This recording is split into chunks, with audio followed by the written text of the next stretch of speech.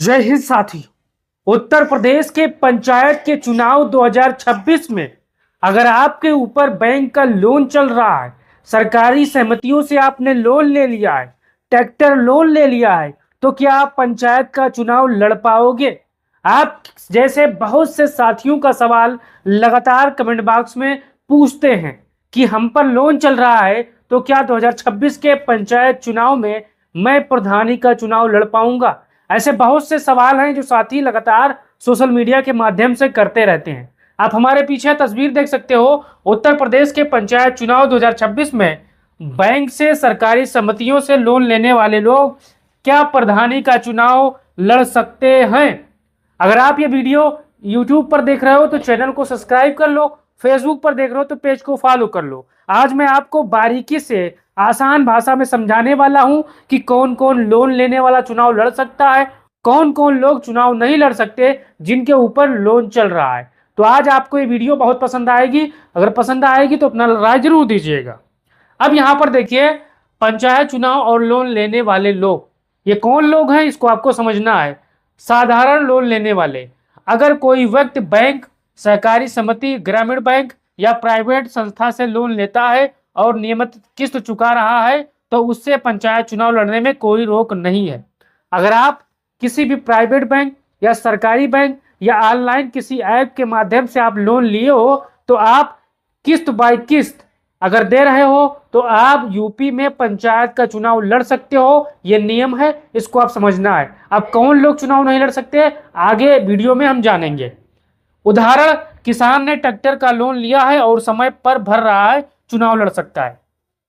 अब मान के चलिए आप किसान हो, ट्रैक्टर लोन लिए हो अपने खेती किसानी के लिए और आप समय समय पर हर महीने उसकी जो EMI होती है 10 से 15,000 20,000 भर रहे हो, तब भी आप पंचायत का चुनाव लड़ सकते हो। आप बात हमारी समझ गए हो। अब चलते हैं दूसरी तरफ।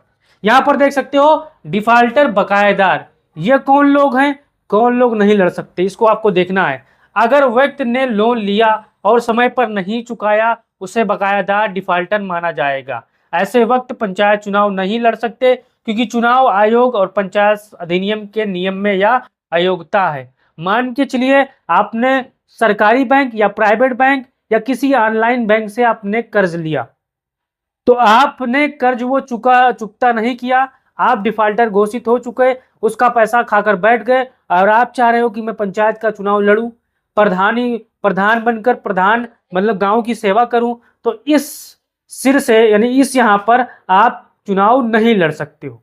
जैसे ही आप पर्चा दाखिल करोगे तैसे चुनाव आयोग के अधिकारी लगातार जैसे ही क्रॉस चेक करेंगे लोन के बारे में, तैसे ही आपका पर्चा रिजेक्ट हो जाएगा। इस चीज को आपको ध्यान देना है। कारण, पंचायत प्रतिनिधि का वित्तीय आचरण साफ सुथरा होना चाहिए। अब ये नेम क्या कहता है? ये नेम कहता है कि जो भी पंचायत का चुनाव लड़ने वाला हो उसका जो आचरण हो, लेन देन साफ होना चाहिए, तभी वो ठीक ठाक से चुनाव लड़ सकता है। अब यहाँ पर देखिए, कानूनी आधार, जो लोन नहीं चुकाते हैं, जो डिफाल्टर हैं, और आप यहाँ पर इनके बारे में समझिएगा। उत्तर प्रदेश पंचायत राज अधिनियम और चुनाव आयोग की गाइडलाइन के अनुसार दिवालिया व्यक्ति चुनाव नहीं लड़ सकता, सरकारी सहमति का बकायादार चुनाव नहीं लड़ सकता, अपराधी सजा कुछ मामलों में चुनाव आयोग यहाँ पर देख सकते हो वो चुनाव नहीं लड़ सकता।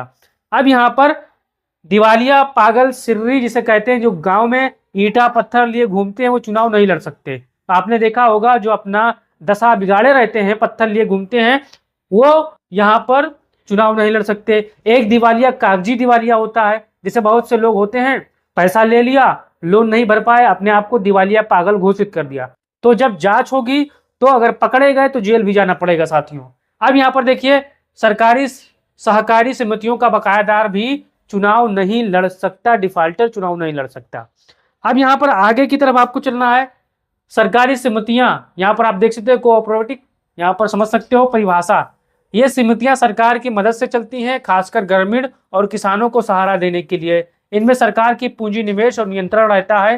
काम, किसानों को खाद, बीज, कीटनाशक, ऋण देना, ट्रैक्टर, कृषि उपकरणों पर सब्सिडी दिलवाना, ग्रामीण विकास योजना में मदद करना, जो सरकारी समितियां होती हैं उनका ये काम होता है। अब यहाँ पर चुनाव का असर, अगर कोई व्यक्ति सरकारी समितियों का लोन चुकाने में बकायादार है तो वह पंचायत चुनाव नहीं लड़ सकता। उदाहरण, प्राथमिक कृषि ऋण समिति PACS से लोन लेकर नहीं चुकाया आयोग, अगर जो लोन नहीं चुकाता है तो उसका पर्चा खारिज हो जाएगा। अब यहाँ पर देखिए प्राइवेट समितियां, प्राइवेट फाइनेंस। अब प्राइवेट क्या है इसको भी समझना है। परिभाषा, निजी क्षेत्र की कंपनियां समूह जो लोगों को ब्याज पर लोन देते हैं, इन पर सरकार का सीधा मालिकाना हक नहीं होता।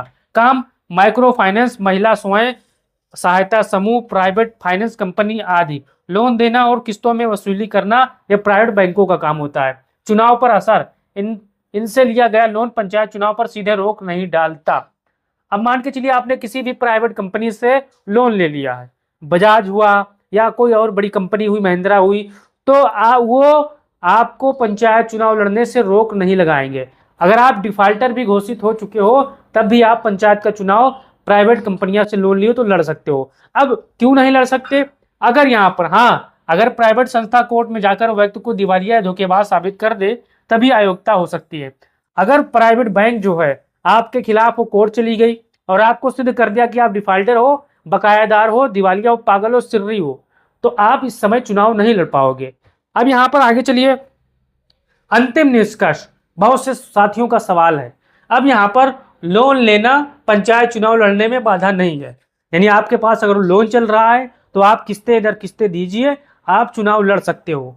अब यहाँ पर देखिए बाधा नहीं है, लेकिन लोन चुकाने में नाकाम, बकायादार होना चुनाव लड़ने से रोकता है। लेकिन आप अगर डिफाल्टर घोषित हुए तो आपका पर्चा खारिज हो जाएगा। आप किसी भी कंपनी से लोन लीजिए, सरकारी से, प्राइवेट से, आप किस्त द किस्त यहाँ पर जमा करते रहिए तो आप पंचायत चुनाव लड़ सकते हो।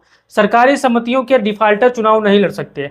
अगर आप पंचायत का चुनाव लड़ने जा रहे हो और आप सरकारी संपत्तियों से ट्रैक्टर ले लिया, कृषि सामान ले लिया और आप कर्ज नहीं चुका पाए, डिफाल्टर घोषित हो गए, तो आप चुनाव नहीं लड़ सकते हो।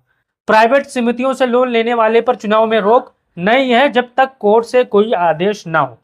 अब प्राइवेट की जितने भी कंपनियां हैं, महिंद्रा हुआ, बजाज हुआ या अन्य नई नई कंपनियां हुआ, टीवीएस हुआ, अगर उनसे आप लोन लिए हो, आप डिफाल्टर हो, तब भी आप चुनाव लड़ सकते हो। क्यों नहीं लड़ सकते? जबकि जब वो कंपनी कोर्ट में गई, कोर्ट में आपको पागल, दिवालिया घोषित ना किया हो।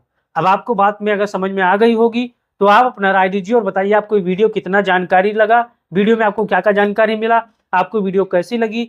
अगर आप सच में प्रधानी का चुनाव लड़ने जा रहे हो तो आप अपना राय दो और वीडियो को तमाम साथियों तक भेजो। साथियों, जय हिंद, जय भारत, जय समाज।